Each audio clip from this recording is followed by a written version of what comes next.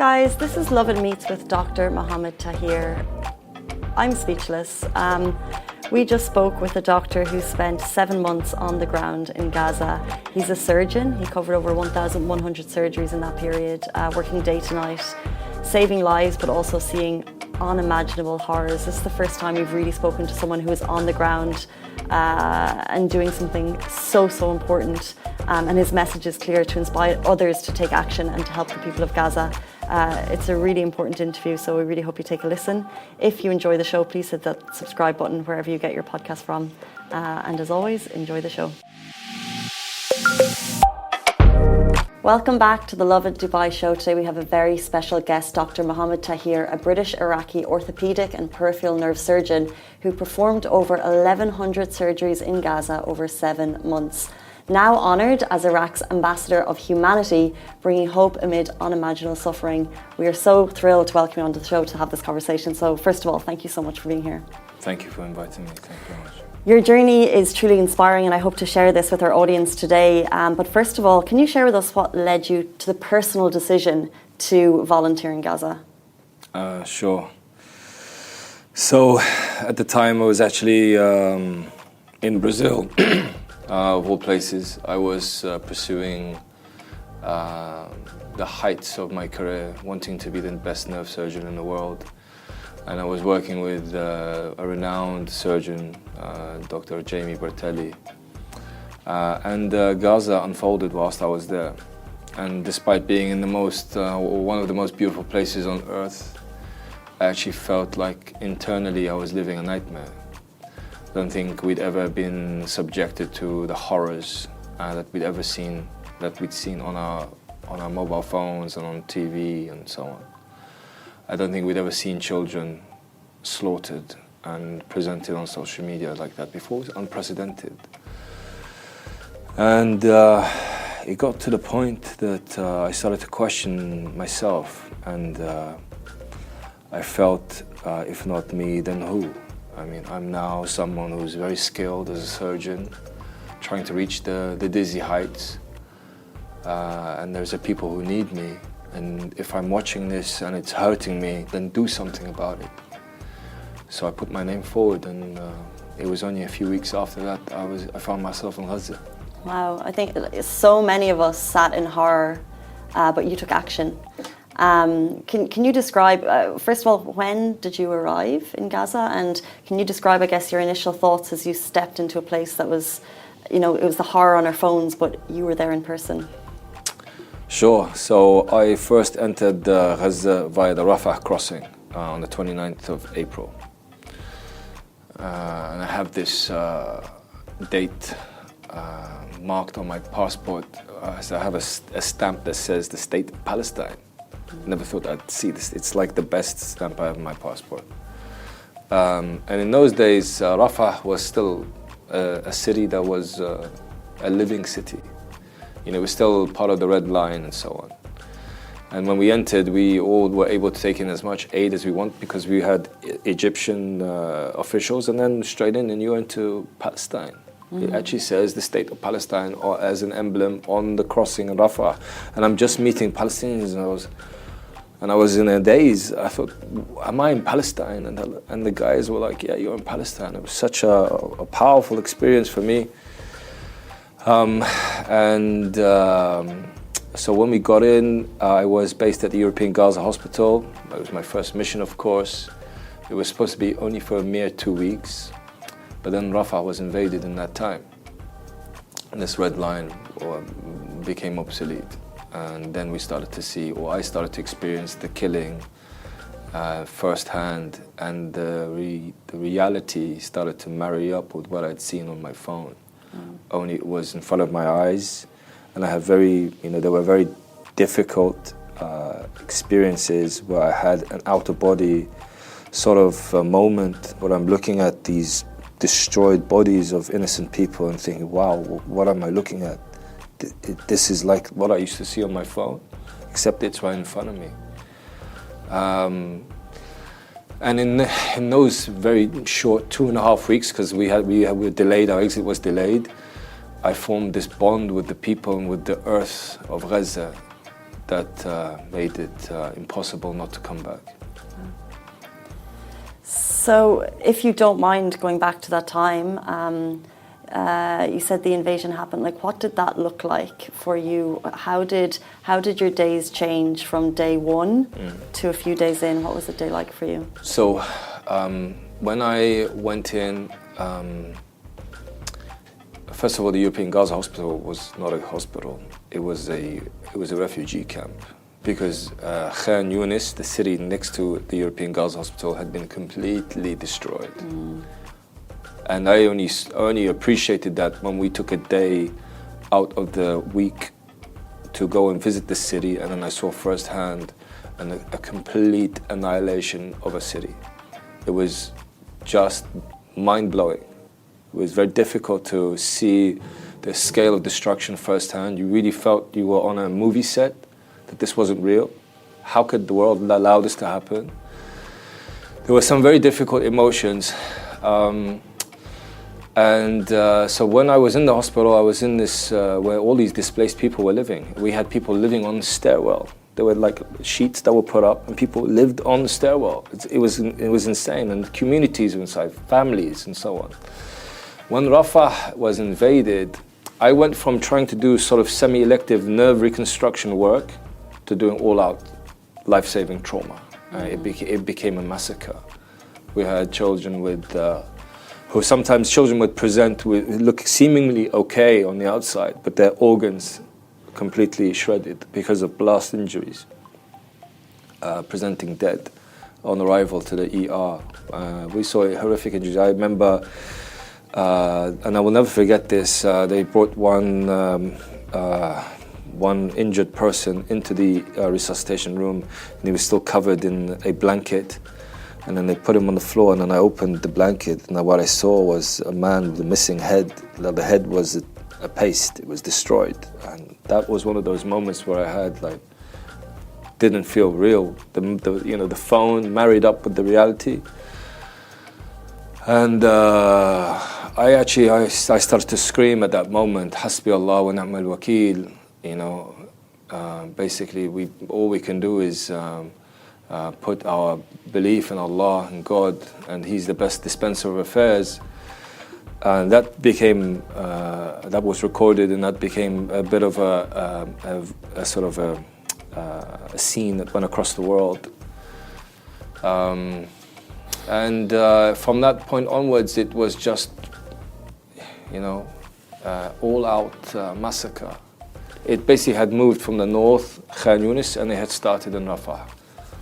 Sitting here today, again, I'm going to thank you for sharing your story, and also to all of the health workers like yourself who worked through the most unimaginable circumstances. And I just wonder for you personally, how challenging was it emotionally? Because how do you sleep? And knowing that you just have to continue to work, and I imagine your hours and days must have bled into one. How did you manage to maintain your personal strength through this time? When I was forced to leave, whilst I was in the car leaving Kerem Abu Salim or Kerem Shalom, I applied for my second mission. And it was a matter of weeks before I came back. I dealt with this feeling by knowing that I had to be back, that I had to act. I couldn't just sit there and watch. I couldn't just cry it away, because it felt like a waste to just sit there and cry it away, or just to turn away. And then sadly, I know friends even who had difficulty processing this trauma from afar, and it affected them, affected their sleep, affected the way that they interacted with their families, their appetite.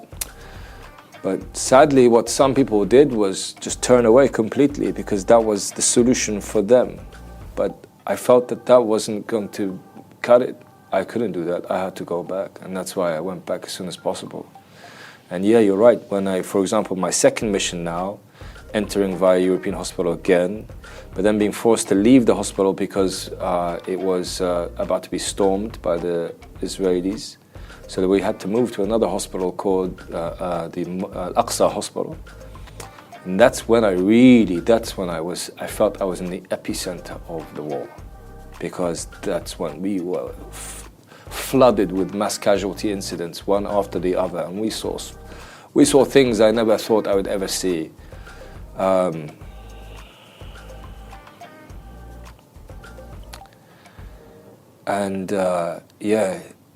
Days and weeks merged into, I didn't know what day it was. I didn't know of the week. It was just wake up, operate. And sleep was a luxury. With maybe 2 hours, 3 hours sleep a day. Can't even imagine what's going through your mind right now. So again, I thank you for sharing your story. Were there, I guess, moments of hope? What was your sense of community from the people of Gaza? You know, we spoke before the show and you said this is their land. Is there hope and despair? It's funny because you've got this reel going off behind me, and I'm seeing faces of the people that I truly love. The people of Gaza, my friends that I worked with. I spent 7 months inside Gaza, and I formed a very close bond. You can imagine being on the front lines with them when you have all these injured people and you're really working with people to save lives. They are just, I would say they are the best of us. They really are, because they have such a wonderful temperament. They're kind, they're loving, they're generous with what little they have. They used to say to me that I was one of them in the end. When I saw their faith and their determination to survive and to fight back by preserving life, so we had one party trying to extinguish life, and we had the others trying to preserve and save it. And the driving force in them was their faith, and they took my faith to another level by being with them. I entered as one person, I left as another. Seeing their faith gave me hope. Seeing their determination gave me hope. And they are really, there are so many unsung heroes that you will never hear of. I'm telling you, some of the surgeons there, they did just a superhuman effort to help their kin and the people of their land. And let alone all the people that gave their lives to protect their lands too. So I cannot wait to see them again. I have such a deep bond with them that I'm just eager to get back as soon as possible. What is the current situation in terms of, I guess, medical aid? You know, we mentioned before the show that we're sitting in such a privileged position, and I know that the people of the UAE were donating in droves. Was the aid reaching? And can we do more? Like, what does Gaza need from a people perspective? So, for the time that I was there, I was fortunate enough to see the ceasefire. So I managed to see the second half of the war. And aid was difficult. It came in drips and drabs, so to speak. There were times, so from purely medical aid perspective, we suffered with the lack of equipment throughout the entire war. We suffered with the lack of diagnostic equipment for the entire war. For example, I was in Al-Aqsa hospital when I was based in the south. We didn't have a CT scanner in a major trauma center. We're talking about in one strike you could have 100 people that come in, not including the dead, the killed, the injured. You need to scan these people. You need to be able to make diagnoses very quickly. We don't have a CT scanner. There's not a single MRI scanner in the whole of Gaza, and that's including the north and the south. I worked across both halves of the Netzarim crossing. We didn't have access to analgesics, proper painkillers. People came out of the OR screaming in pain. The corridors were full of screams amongst women and children. It was a horror show. We didn't have good antibiotics. So infections were such a the infections were a battle. You have say you have someone who survives, they have horrific injuries. Chunks of their body are missing. And some of these wounds you look at and you're like, my God, this person's still alive with this injury. It's insane. But it's so infected because of the types of weapons used and just the nature of the explosive, bringing up dirt and mud and embedding it into tissues. Every single level of a layer of providing a healthcare service was affected. And it was just a constant battle. Since you've left, you've been honoured as Iraq's Ambassador of Humanity, which is an incredible recognition. And I just wonder, what does this title mean to you personally? And how do you hope your work will inspire others? I always say that I never went into Gaza to receive accolades or thanks for myself. I went to Gaza because it was my duty. I understand that people have pinned their hopes on me and that they've projected some of what they might feel their inability to help themselves. They've pinned it on me as an extension of themselves. I don't want them to feel that you've discharged your duty because I went to Gaza. No, you haven't. On the day of judgment, I can stand before my Lord and I can say, Ya Allah, I did my best. Can you? So what I want to do to the people who are watching is to remind them of their duty, to uphold justice. We've seen tragedy in Gaza. It's destroyed. People have been slaughtered. You must do it. You have an opportunity now. It's not over. You can still help. So I want to inspire people to be the person, actually do something and be that person that makes the change. Be prepared to sacrifice. When we were in Gaza, we were prepared to sacrifice everything, including our lives, because we believed in this cause. Be prepared to sacrifice something. Okay, you don't need to go the whole way, but maybe give, maybe donate your time, maybe donate your expertise. That's actually so much more useful. If you're an engineer, if you're a lawyer, if you work in logistics, there are lots of opportunities there. As for the title of Ambassador for Humanity, I know, so for example, Iraqis are not allowed in, irrespective of whether they wanted to or not. And there are so many people out there that are better than me, that maybe tried to go to Gaza and weren't allowed in, for example. So to them I say, I very humbly take on that title for you, but that means added responsibility that I must continue in this quest for justice and to push for humanitarian efforts. My work in Gaza is not done. I went in to Gaza as a peripheral nerve surgeon. I left as a war surgeon, a humanitarian surgeon, if you like. And that's changed me for the rest of my life. I hope to inspire people to make that sacrifice, and I want people to understand that we can only achieve our goals by being unified. We must be unified as a people, despite our sects and our nationality. So what do you hope that we outside of Gaza understand about the current situation and the future of Gaza? I hope for you to understand that the people of Gaza will never leave their land and they will never accept a forced displacement. Sure, there are people in Gaza that might want to leave. Okay, that's normal in any population. You have migration in and out, right? I tell you, there's many people that want to go back. So you have to give people the right to return, and we must all support our leaders who have resisted and rejected this plan for forced evacuation. And we must stress to our leaders that this is what we want. We must be vocal about it. We must support them, embolden them to keep this resistance. People of Gaza need us. They're living in squalor right now, particularly when it rains. You see, these buildings that are partially destroyed, with heavy rain, they collapse, and it's happened. Let alone the dire conditions of trying to be in and amongst destroyed buildings and living under some kind of a roof when it's raining and everything turns to mud because there is no tarmac on the road. Everything's been destroyed. There's no infrastructure. We really need to support them. We need to support them.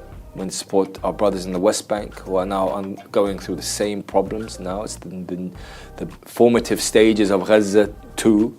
And also those who suffered in the south of Lebanon as well. And this is what I mean, we have to be unified. We have to support them all equally. This is my goal. And what's next for you?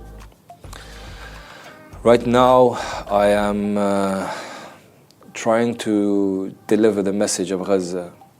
I am not only a surgeon, I am a witness. So I must tell people what I saw. I must look them in the eye and for them to know how real it was. And I want to inspire people to be prepared to sacrifice and give something of yourself if you believe in this cause. So my plan for the next month and a half is to travel the world and do this, and then to return to Gaza, inshallah. Thank you so much. We really appreciate your story, and it's so important for everyone to hear it. I think an on-the-ground account is what needs to be at the forefront of the conversation at the moment to show what the people of Gaza are really going through. So thank you again for sharing your story. Thank you. That brings us to the end of the Lovin Dubai show. That was Dr. Mohammed Tahir, who is a British-Iraqi surgeon who spent 7 months on the ground in Gaza and covered over 1,100 surgeries in that time. We really appreciate his time this morning. And that brings us to the end of the show. Thank you so much. Bye-bye.